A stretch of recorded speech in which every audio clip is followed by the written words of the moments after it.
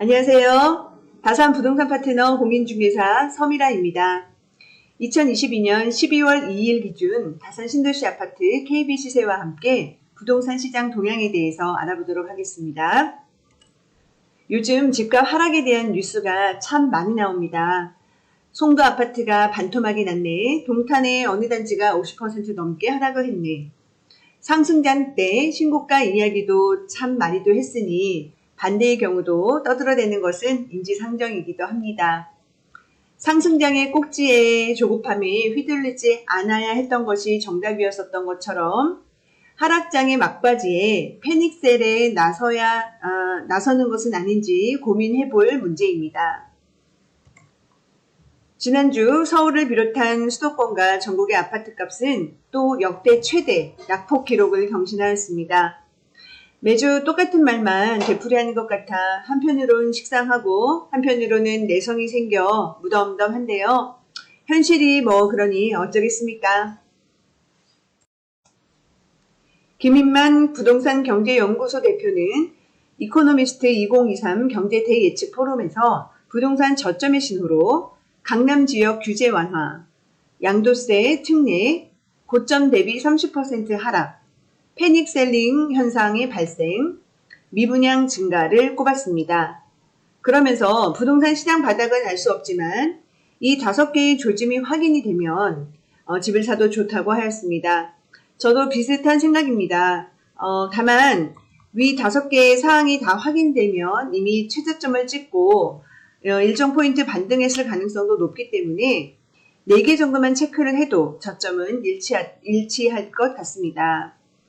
그리고 어쩌면 지금의 하락장의 가장 큰 요인인 금리가 하나 더 포함되어야 되겠죠?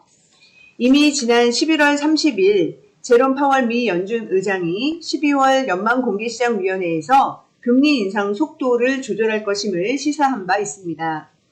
1달러당 1,500원을 목전에 둔 원달러 환율이 1,300원이 깨지기도 했습니다. 금리, 환율, 주가, 집값, 여자의 마음은 예측이 별 소용이 없다는 건데요. 그럼에도 저는 내년 상반기를 정점으로 금리는 동결 내지 인하로 보고 있습니다. 이미 대한민국의 어지간한 아파트는 고점 대비 30% 선까지 밀렸습니다. 금리는 오를 대로 올랐고요. 이런저런 데이터를 다 무시를 하고 그동안 대한민국 아파트의 가격 사이클만 봐도 현 시점은 추가 하락보다는 저점일 가능성이 높습니다. 누군가는 어느 선까지 더 떨어진다라고 장담하기도 하던데 막말로 여기서 내려봐야 얼마나 더 빠지겠습니까? 중고등학교를 같이 다닌 오랜 친구가 있습니다. 이 친구는 전형적인 부동산 하락론자로 결혼 이후 쭉 무주택을 유지했고 현재 서울 강동구에서 전세 아파트에 살고 있습니다. 그래서 집으로 자산 불리기에는 실패했지만 오직 근로소득만으로 대출 없이 7억 원대 전세금을 마련한 건 대단한 능력이라고 생각합니다. 얼마 전 친구가 제 사무실로 찾아왔는데요. 가끔 만날 때 의도적으로 부동산 이야기는 잘 하지 않은 편인데 일생일대에 큰 결정을 해야 하는 상황이라 제 의견을 듣고 싶었었나 봅니다. 친구의 고민은 둔촌 주공 재건축 청약 신청을 하느냐 마느냐입니다. 또 한다면 어느 평형으로 할까인데요. 일단 친구의 이야기를 들어봅니다. 대기업을 다니는 남편과 교사 아내의 조합이므로 월 수입은 상당히 높은 편이나 나이가 있으니 근로소득이 가능한 기간이 10년 남짓 남아 있습니다. 앞서 말씀드린 것처럼 현재 자산은 7억 원인데 아파트 전세금 포함 약 8억 원대. 누군가에게 집을 사라 마라, 청약을 해라 마라 조언을 하는 것은 참으로 어려운 일입니다. 결과가 좋아야 본전이고 자칫 원망을 들을 수도 있기 때문인데요. 그래도 아주 오랜 친구이기에 내일처럼 말해주어야 합니다. 그렇게 평생 무주택자인 제 친구는 생애 첫 집을 가져보려고 합니다. 제 결론은 이렇습니다. 고민 없이 청약할 것, 가점은 60점대 후반이라 당첨권으로 봅니다.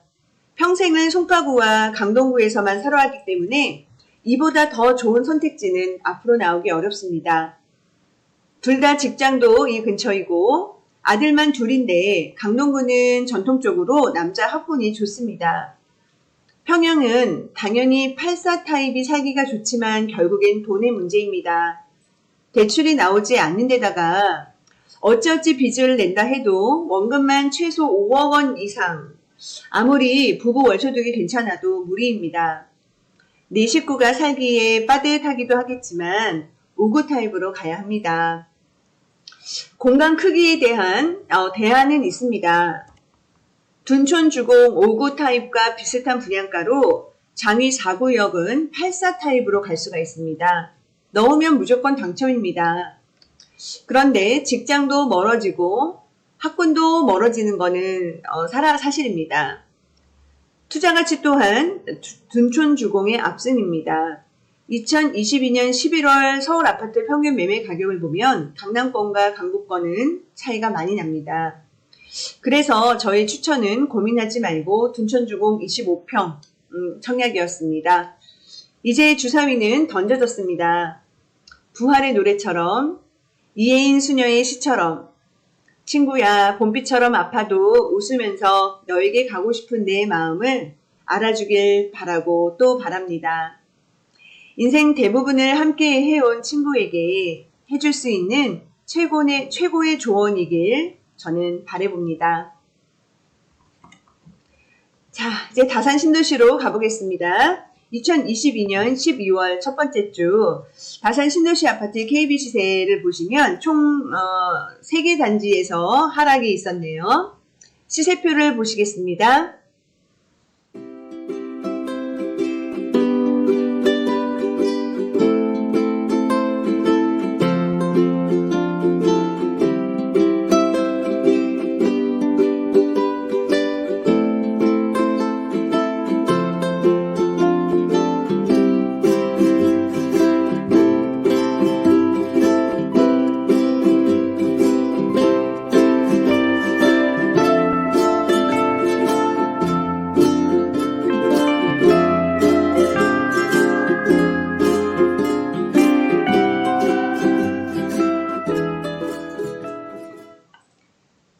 제 눈에만 보이는 걸까요?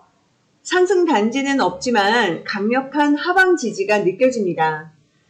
일단 KB 시세의 하락 단지의 절대적인 숫자가 눈에 띄게 감소하였고 그 폭도 줄어들었습니다. 특히 지하철 8호선 다산역 개통 호재가 있는 진건지구의 경우 최근 저가 매수세가 몹시 활발해지고 있습니다.